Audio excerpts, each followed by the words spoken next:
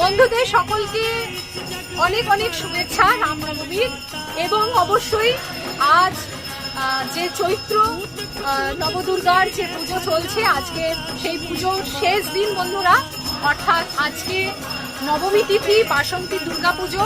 চৈত্র মাসে এই মা দুর্গা আসল রূপ মানে পুজো হয়। আর শরৎকালে আমরা যে শারদীয়া পুজো উদযাপন করি, সেটা মায়ের অকাল বোধন শ্রী রামচন্দ্রের হাত ধরে সেই পুজো সংগঠিত হয়েছিল, আমরা সকলেই সেটা জানি।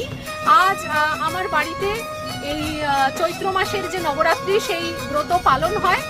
আর আজকে সেই মহারাম নবমী এবং মা দুর্গার নবমী তিথির বাসন্তী পুজো।